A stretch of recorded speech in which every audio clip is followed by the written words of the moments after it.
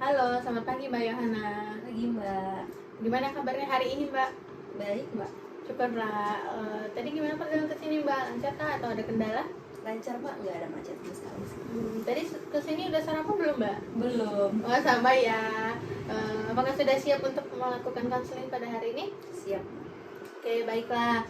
Sebelumnya saya ucapkan terima kasih kepada Mbak Yohana sudah hadir kembali di sesi konseling kita pagi hari ini. Yang sebelumnya kita sudah berbicara tentang banyak masalah Mbak Yohana. Iya Mbak. Baik, saya akan memberikan rekapan sedikit mengenai masalah yang sudah Mbak Yohana ceritakan pada sesi sebelumnya. Mbak Yohana merasa dikhianati oleh sahabat lama Mbak. Nah, sekarang bagaimana keadaan Mbak? Saya kadang merasa sedih sih Mbak, tapi masih berusaha untuk move on sih. Tapi memang kalau teringat, kadang saya suka sedih kembali gitu loh. Jadi Mbak merasa masih sedih ya Mbak? Coba jelaskan lebih lanjut Mbak, apa yang kamu maksud tentang move on? Ya, saya tuh merasa kadang tuh saya bisa lupa Mbak. Tapi kadang tuh kenangan itu datang tiba-tiba gitu. Jadi ketika saya bengong gitu kan, tiba-tiba teringat aja gitu, kok bisa ya sahabat saya sendiri tega melakukan hal yang saya nggak inginkan gitu loh. Jadi intinya Mbak merasa sudah lebih baik ya dari sebelumnya. Mbak juga menyinggung soal masih teringat sama waktu itu dan bertanya-tanya kenapa ya sahabat lama Mbak melakukan hal seperti itu. Apa Mbak Yohana masih ingat perasaan Mbak saat dikhianati oleh sahabat lama Mbak saat itu? Saya merasa dunia saya seperti meruntuh ya Mbak.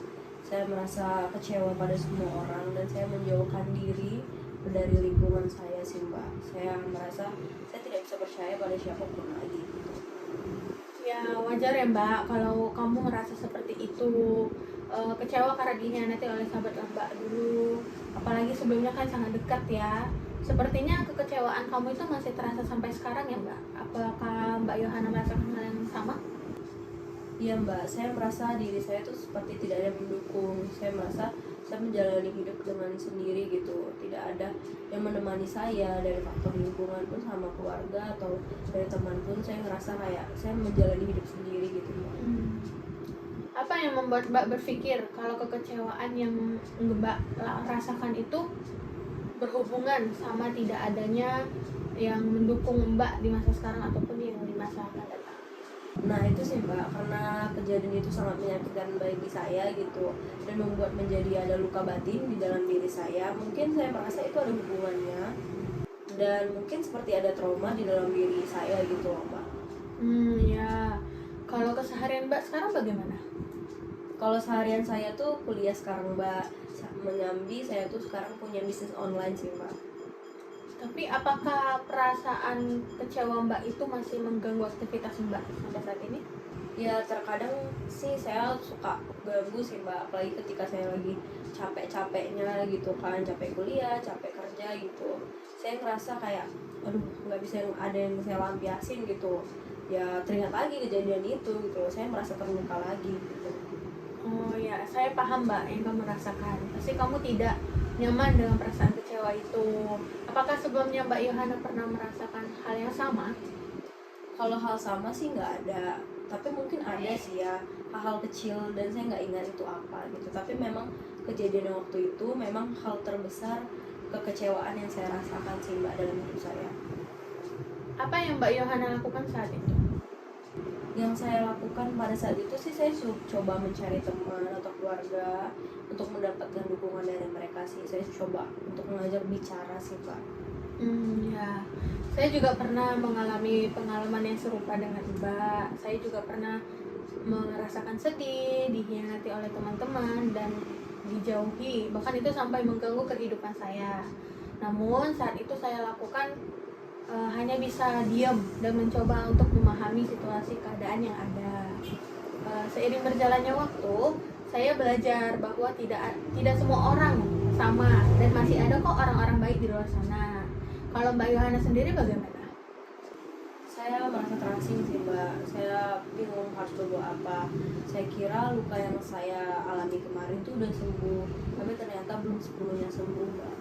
Iya, saya paham Mbak. Terkadang kesedihan karena dikhianati adalah bagian normal dalam kehidupan manusia. Karena hidup memang banyak tantangannya, Mbak. Wajar kita merasa kecewa saat tahu punya teman dekat yang mengkhianati kita. Tetapi kekecewaan berlebih yang seperti Mbak rasakan tanpa disadari itu dapat mengganggu kesehatan mental, fisik, ataupun batin Mbak sendiri yang membuat Mbak merasa down.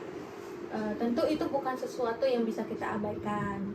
Karena bukan berarti semua orang bisa mengecewakan kita ataupun saya. Namun dengan adanya rasa kecewa ini dapat mengatasi dengan adanya mencari tujuan penting dalam hidup Mbak. Iya Mbak, saya mengerti sih Mbak. Oke, langkah pertama yang bisa kamu ambil adalah dengan menolak rasa kecewa itu dan mencoba hal baru yang dengan mencari kegiatan yang membuat kamu senang ya Mbak. Oke Mbak. Oke, lalu cara paling sederhana yang bisa Mbak Yohana lakukan adalah dengan menerima rasa kecewa itu dan mencoba fokus pada hal-hal positif yang ada dalam kehidupan Mbak. Caranya Mbak bisa menceritakan semua hal yang Mbak rasakan dengan menulis pada suatu kertas ataupun laptop atau alat komunikasi lainnya. Apakah Mbak Yohana pernah melakukannya itu? Saya belum pernah melakukannya, tapi saya akan coba sih Mbak. Bagaimana kalau Mbak mulai mencobanya? Sepertinya ide yang bagus sih Mbak, saya akan coba ya Mbak. Oke, dengan menulis apapun perasaan kecewa yang muncul di benak kamu dan cerita lainnya yang kamu rasakan pada satu draft atau mungkin bisa menjadi buku dengan membantu banyak orang lewat cerita Mbak dan memotivasi orang dengan kata-kata Mbak bahwa kekecewaan itu bisa menjadi semangat baru buat kita. Bagaimana menurut Mbak? Saya tertarik sih Mbak.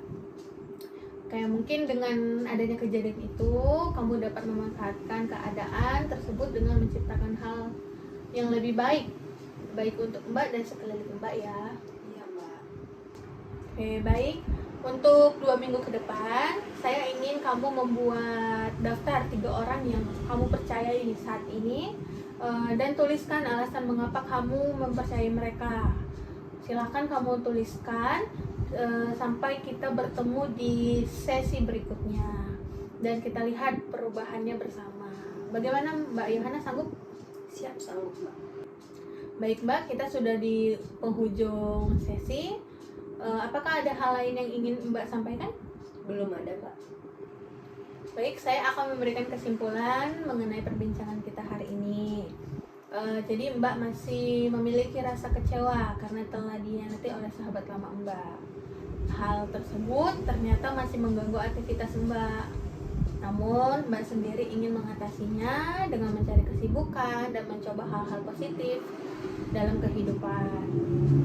Terima kasih untuk keterbukaan Mbak hari ini dan sampai jumpa di pertemuan selanjutnya dengan Mbak Yohana yang sudah mengerjakan tugasnya dan menjadi lebih baik. Oke Mbak. Oke, terima kasih Mbak Yohana. Terima kasih, Sampai Mbak. jumpa lagi. Sampai jumpa. Hati-hati di jalan ya. Iya.